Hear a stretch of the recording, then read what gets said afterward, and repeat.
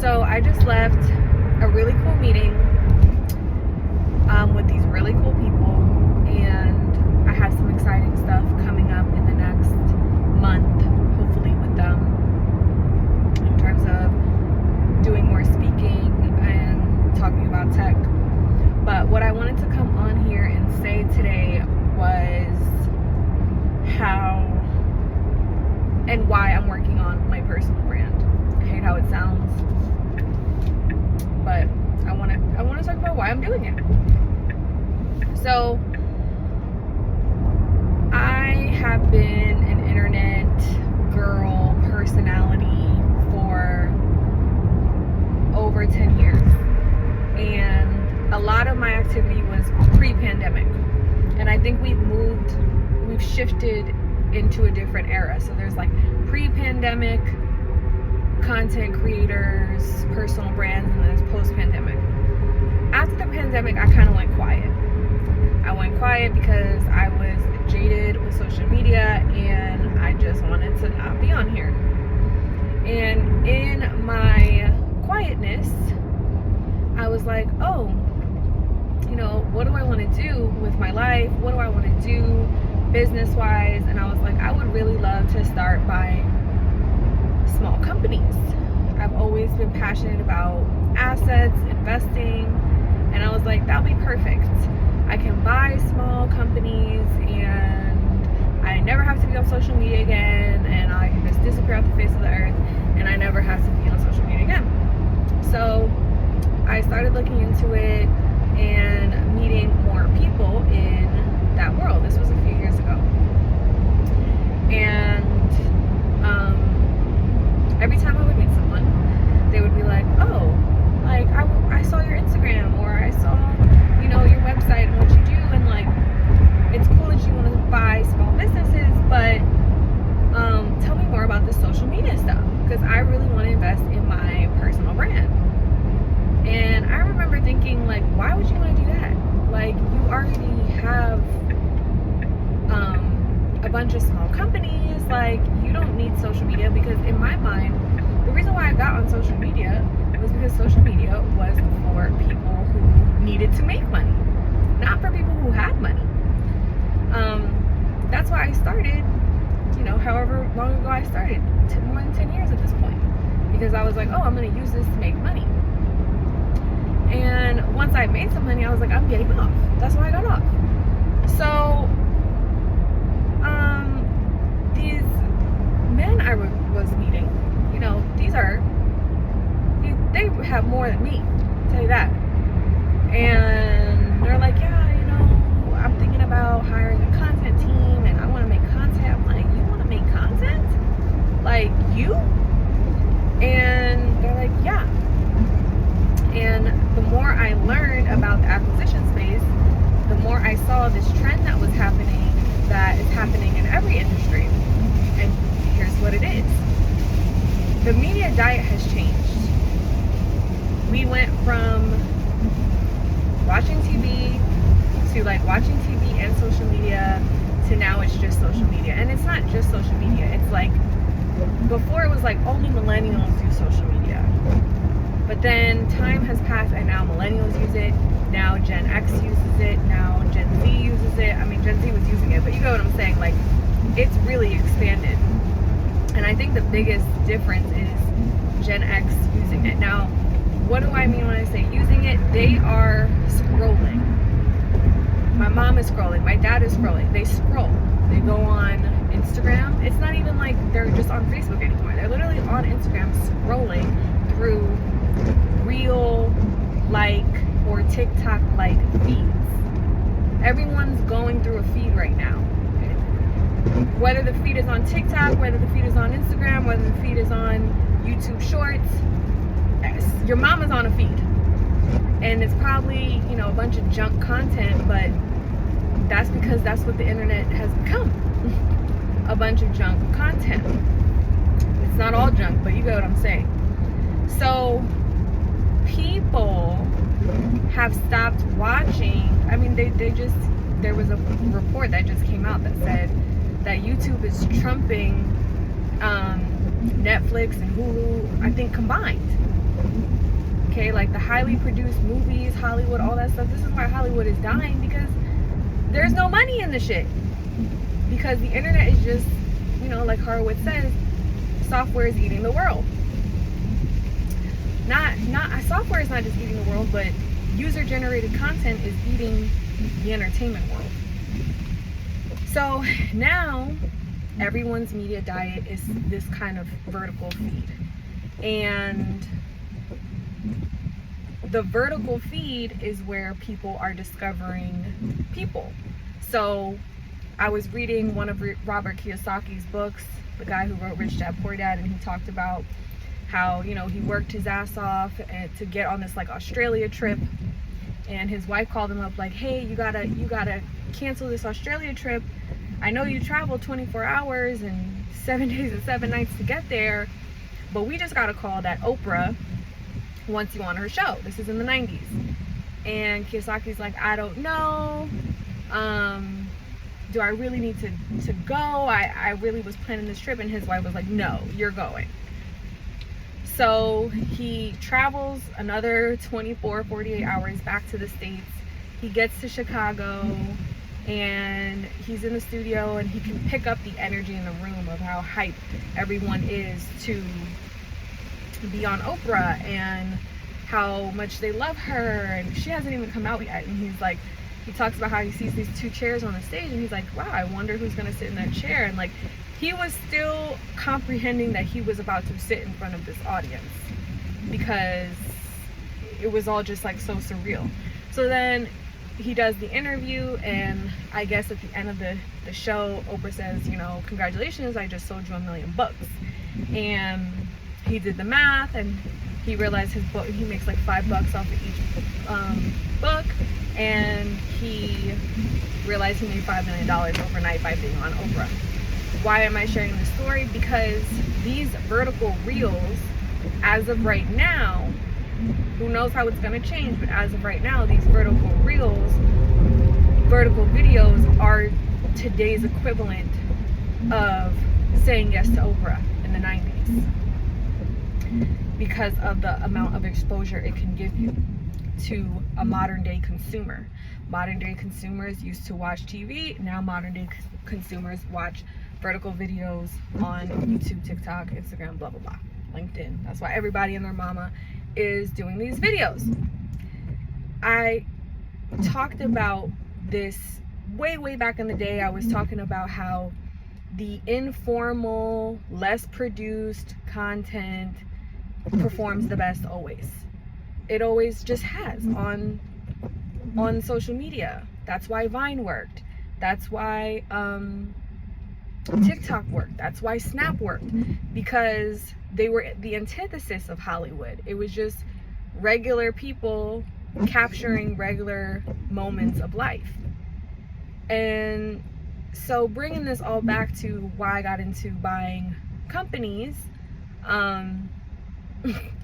you know, it took a while for the shit to click in my brain of why these wealthy people wanted personal brands. And it's because they are now watching the vertical videos, and they're like, hey, I want my own vertical videos. I want to be like Gary Vee, which to me, I just come from a different era. I also come from a more critical point of view. Like, my emergence into social media was less like, oh, you know, I want to be Gary Vee. It was more like, oh, I don't think this platform is designed ethically, right?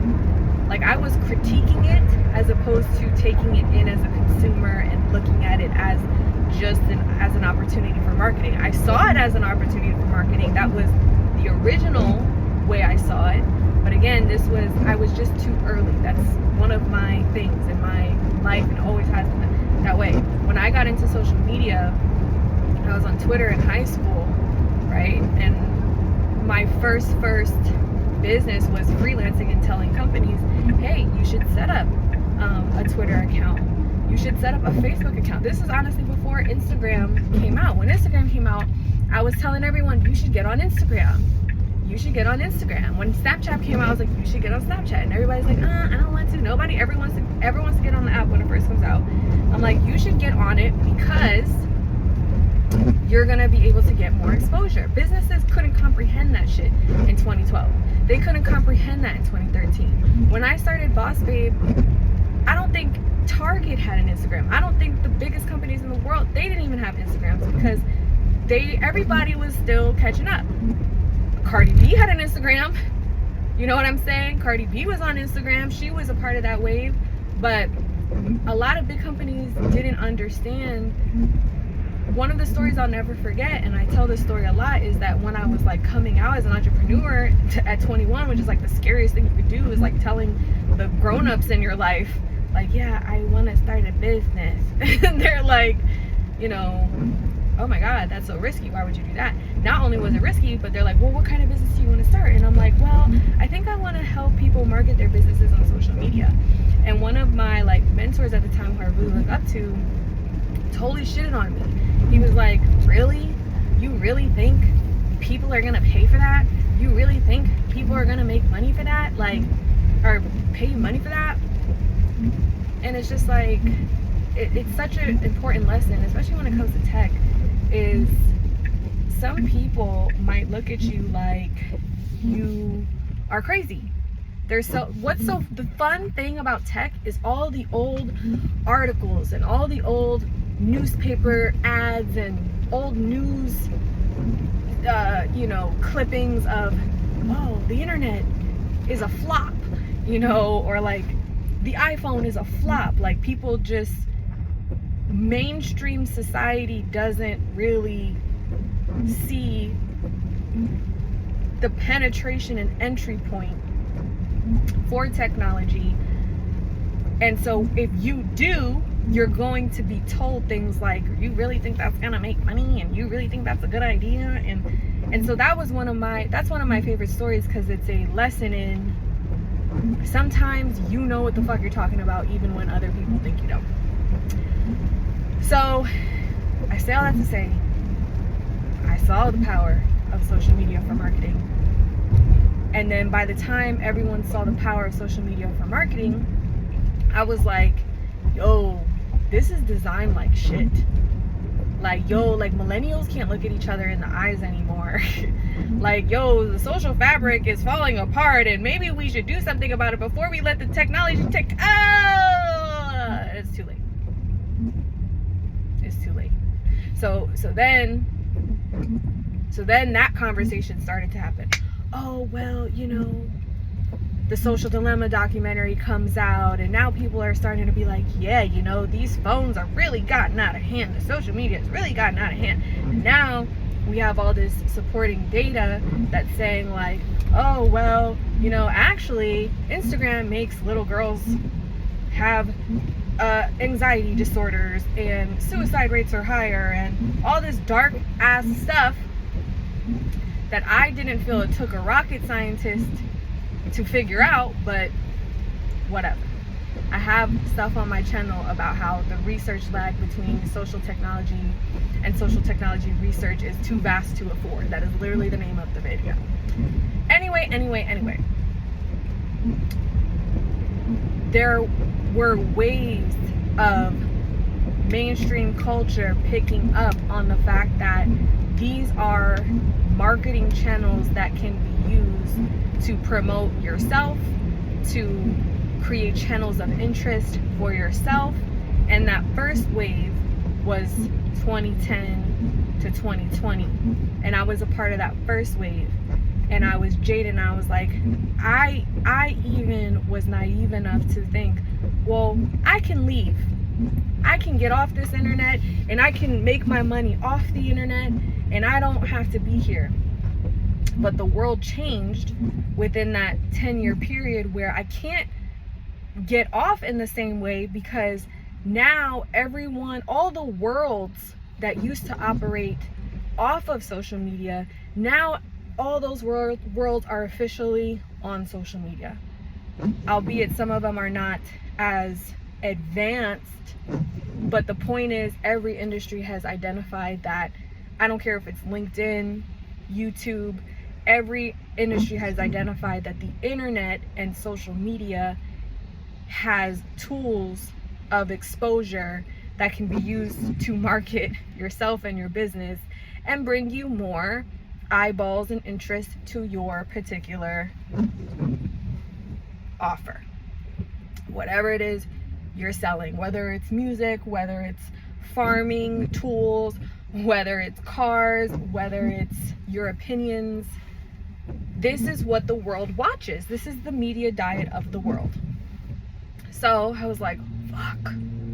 It felt like I was running towards these investors, these mysterious investors, which I wanted to be, and they were running towards me. They were like, Alex, I noticed you have Instagram followers, and I noticed you have, you know, like they notice I have a personal brand, and they want me to, they usually offer to partner with me, or they want to work with me because the deal flow is coming from a good personal brand, quality deal flow. And that is just the world we're living in, because everyone, you see it in the airport, you see it on the airplane, you'll see people in first class, people who are not millennials, scrolling through some vertical video feed. So that's how I ended up kind of getting back onto social media, and I was like, all right, well, I guess I'm gonna talk about acquisitions to my audience. I'm gonna talk about it more, and that is the story. So I'm curious about what your guys' thoughts are. We are in very interesting times. The technology just continues to amaze me and scare all of us, I think, at the same time. But, you know, I don't want to put the spirit of fear out there, because I feel like that's unnecessary and unproductive. And I feel like I've done enough critiquing of the social media. I spent so much time critiquing it that I even missed how much it was continuing to like grow and overpower the entire media landscape, because there's these thresholds in my mind where podcasting is another good example of this. Before I let you go, there was an era of podcasting, I remember, between, like, let's call it 2015 and 2019, where it was like everybody and their mama had a podcast. And then 2020 happened, and it was like, no, everybody and their mama and their grandma and their baby got a podcast. So sometimes I forget how vast the waves of adoption are. That even when it feels like everyone is doing something, there's an even bigger pool of everyone that hasn't even tapped into it yet. And so this second wave, the second bigger pool of everyone, is the technology and the etiquette and the mannerisms and the behavior, going from just mere millennial and Gen Z-ish understanding to all the way to like really young kids and way older people. Not just Gen X, but baby boomers. Like, just the whole goddamn world. The whole goddamn world. And that's why Oprah was an era. That era came and went. But this is where we are now. So I hope you enjoyed this. Let me know your thoughts. And see you soon.